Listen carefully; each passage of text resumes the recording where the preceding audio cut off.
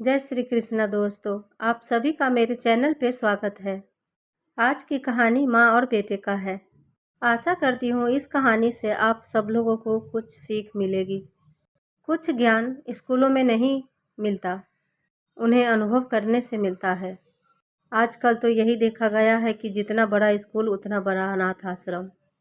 आइए जानते हैं माँ बेटे की कहानी। इस कहानी को जानने के लिए अंत तक वीडियो को ज़रूर देखें। एक माँ और एक बेटा एक घर में रहते थे। माँ थोड़ी बूढ़ी हो चुकी थी और बेटा जवान था और काफ़ी समझदार भी। बेटा ने एक बार माँ से कहा कि माँ, तुम मेरे लिए इतना सब कुछ करती हो, तो मैं भी तुम्हारे लिए कुछ करना चाहता हूँ। मैं ये चाहता हूँ कि तुमने जो कुछ भी मेरे लिए किया है, वो सब कुछ मैं तुम्हारे लिए करूँ। माँ ने कहा, कोई ज़रूरी नहीं बेटा, जो मैंने किया वो मेरा फ़र्ज़ था। दुनिया के हर माँ बाप करते हैं, जो मैंने भी किया।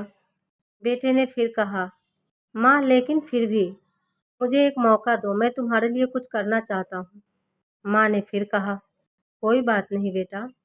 बेटा जिद करने लग गया, माँ आज तो तुम्हें मेरी माननी पड़ेगी।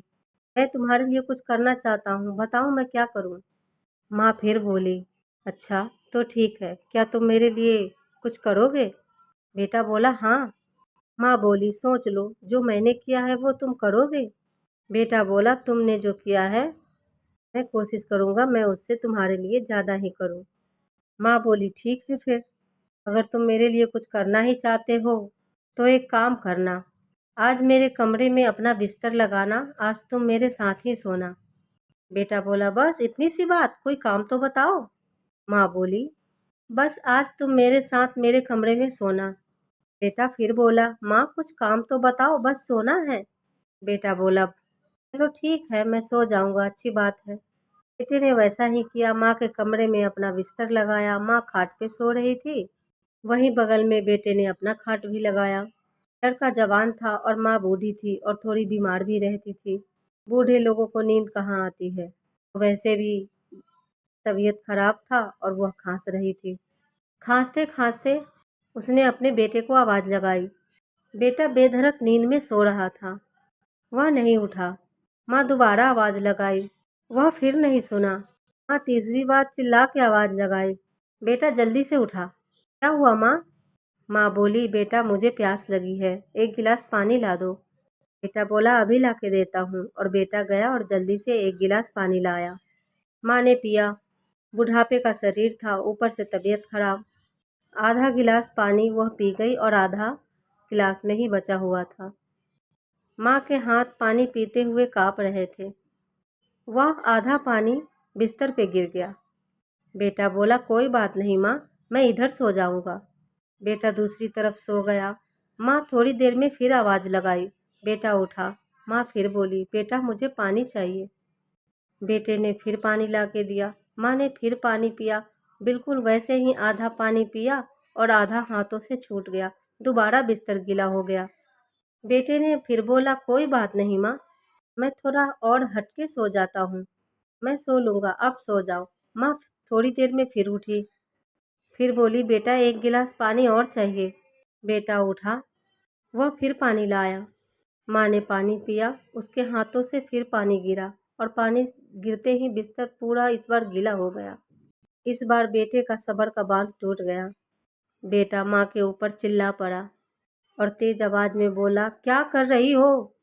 तुम्हारा दिमाग खराब है, समझ नहीं आता। एक बार गीला किया, दो बार गीला किया, बार बार यही कर रही हो। पागल समझ रखा है मुझको। दिमाग खराब कर दिया माँ आपने मेरा। इस रात की नींद हराम कर दी, आज का रात ही खराब कर दिया आपने मेरा। माँ मुस्कुराई। बेटा बोला, मैं आपको डांट रहा हूँ और आप मुस्कुरा रही हो। माँ फिर मुस्कुराई और बोली, बेटा तुम तो मुझसे कह रहे थे कि आपने मेरे लिए क्या कुछ किया है, मैं भी आपके लिए करूँगा। ये कर रहे हो तुम। एक ही रात में मुझे पागल बना दिया। न जाने कितनी रातें तुमने मेरे बिस्तर पे सूसू किया, पॉटी किया, गंदगी की, और कितना राता सोने नहीं दिए। कितनी रातें जगी मैं तुम्हारे लिए। फिर भी मेरे दिल से यही दुआ निकला बेटा कि मेरा बेटा जुग जुग जिए, मेरे बेटे की लंबी उम्र हो, मेरे बेटे को किसी की नज़र ना लगे, और तुमने एक ही रात में मुझे पागल बना दिया। बेटा थर्रा गया और सच में उसकी बोलती बंद हो गई, और वह सोचने लग गया कि एक माँ का कर्जा चाहे जितना कोशिश कर ले, कोई बेटा नहीं उतार पाएगा। यह बात उसे समझ में आ चुकी थी और उसने अपनी माँ से माफ़ी मांगा। दोस्तों, जो लोग माँ को बुरा भला कहते हैं, यहाँ तक कि गालियाँ भी देते हैं, जिस माँ ने चलना सिखाया, बोलना सिखाया, उस मुंह से हम उनके लिए दो प्यार के बोल नहीं बोल सकते, तो फिर हम उनको क्या ही दे सकते हैं। और माँ से बराबरी कोई नहीं कर सकता। इस सारे संसार में एकमात्र माँ ही होती है जिसका प्रेम निस्वार्थ होता है, कोई स्वार्थ नहीं होता उसके प्रेम में। लेकिन कुछ लोगों को यह बात बिल्कुल समझ में नहीं आ रही कि माँ के ऊपर कुछ भी नहीं है, माँ के बिना कुछ भी नहीं है। जब हम माँ के संसार में रहते हैं तो बेफिक्र रहते हैं, वही अपने संसार में आते हैं तो फिक्र ही फिक्र होता है। तो इसलिए दोस्तों, जितना हो सके माँ का सेवा करो, माँ का हर बात मानो। माँ वंदनीय है, माँ पूजा के लायक है। आज के लिए बस इतना ही।